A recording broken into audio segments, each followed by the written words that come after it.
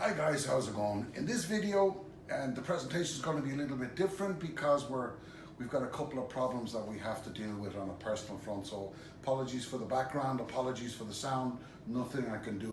So in today's video, we're going to take a look at what's happening with Shell. Shell have just a Royal Dutch Shell have just announced to the Dutch government that they're going to hightail it, exit stage right, and go across to the UK. The Dutch government are saying, hold on for a second, we may have learned our lessons from the past. You see, in the past, Unilever decided to uproot and move across. Apologies, but I'm right beside an airport. But Unilever have told the Dutch government we're going to uproot and move across to London and operate out of London as their tax base. The reason for that is because under a scheme that large companies operate, Type A shareholders are able to take Type B shares as a dividend. Now, in the rest of the European nations, that's taxable income. However, in London, it isn't. Now, the Brexit guys are going to be up in arms saying, this is a benefit for Brexit, whoa, whoa, whoa. This is all rubbish. It's got nothing to do with Brexit because this has always been the case. So the question we must ask ourselves here is, are the big companies starting to take a more aggressive move against the taxation system, and are they going to use London as some form of leverage in order to get their own way from tax benefits? My solution to this is a little bit different, and my questions are going to be extremely different. The EU are now faced with a dilemma. The EU do not have they cannot exact strategic control over this regulation. In order to do that, they're going to have to change many aspects of the Lisbon Treaty. That's not going to happen anytime soon, particularly as we have Hungary and Poland acting the complete maggots. Now, meanwhile, our Brexiteer mainstream media, like the Express, like the Telegraph, like the Oompa Loompa Lord Frost and Bojo the Bloody Clown Johnson, are going to wave this Brexit flag, and it's going to be supported by the Express, it's going to be supported by the Telegraph. So it's something I think that people who recognize the stupidity and the moronic ability of people to categorize normal events as being benefits for Brexit, we need to overcome those stupid remarks. Now, to me it appears quite clearly that the EU have no choice now but to start exerting a lot more influence than they have in the past. They do have the mechanism to do that under the Lisbon Treaty. The question is, can they do it now? Sorry guys, I had to take a little bit of a break there, but I'm back to you again. Just a continuation on about the impact of London versus the EU. Now, I think a very fair comparison would be the comparison that we have become aware of even prior to Brexit with regard to Switzerland and the EU.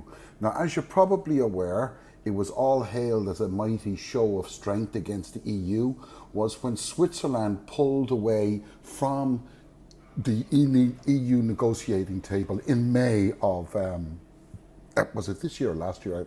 I think it was this year, May 2021. Okay, the Swiss government moved away and they broke off negotiations, and this was hailed as this is the way to deal with the EU. Well, guess what? The Swiss have discovered don't screw around with the EU, and their minister, Minister Cassis, who's their foreign minister and with specific responsibility for negotiations with the EU, with Maros Sefcovic, has said basically we need to go back to the table. Okay. You see, Switzerland has been known as cherry picking what it wants out of the EU, and which is fine. But the EU had had enough and it broke off negotiations. The couple of things that have transpired, and this has been confirmed by the diplomats within the Swiss Foreign Affairs section, is that the EU's stance on dealing with people who are cherry picking has come to an end. They've also noticed that the influence of France, Germany and Austria, who were Switzerland's very close allies, has also diminished. And now Brussels is is controlling the EU's foreign policy far more effectively than it had been in the past. Bilateral negotiations are not welcome. So when you had the Swiss trying to influence the EU's decisions by speaking with Berlin, or by speaking with Paris, or by speaking with Vienna, in the past that had worked.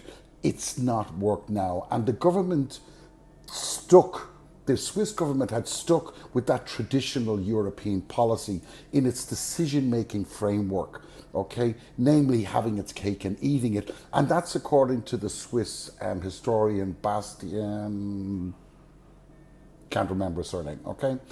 He's written a few books, one very famously on the French president, Francois Mitterrand. Okay, now, however, what the Swiss have come out with is, if it hadn't been for Brexit, then the EU would have been more inclined to turn a blind eye to Switzerland, okay?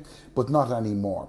The one thing that Switzerland wants access to, the most important thing it wants access to, apart from being able to trade, by the way, in European-based companies in their share market, is access to the European Horizon project. Now, I think we need to understand something about this Horizon project.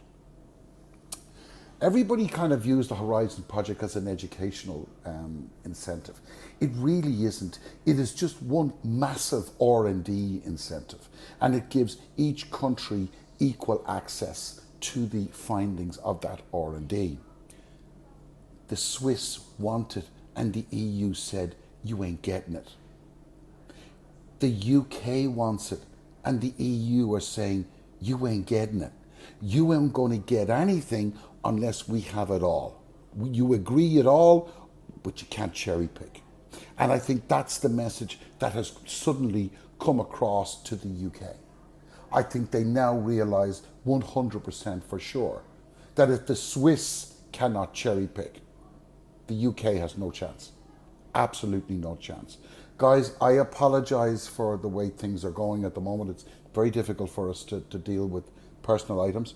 I would also remind you to keep your eye on the trading of power. Switzerland, just like the UK, just like Jersey, is exceptionally dependent on the EU hinterland for its power. Okay, it imports from Germany, it imports from France. Not sure about Austria, but I know it imports from Germany and from France. So there's a lot of stuff going on there. And there was a lot of people from Germany and France who were commuting backwards and forward to Switzerland. So now the German economic ministry told one of the Swiss newspapers in a written response that the government had been intensively engaged in efforts to revive talks. The Swiss government, as is public knowledge, the European Commission had rejected new negotiations. Germany and Austria have not been able to influence. France has not been able to influence. And Switzerland had overvalued those friendships. Let's hope the UK does not make the same mistake. Direct lines don't work, threats don't work, and the EU have a bigger gun, much bigger than the UK. Take care, thanks for watching, appreciate your support. See you on the flip side. Take care, bye-bye.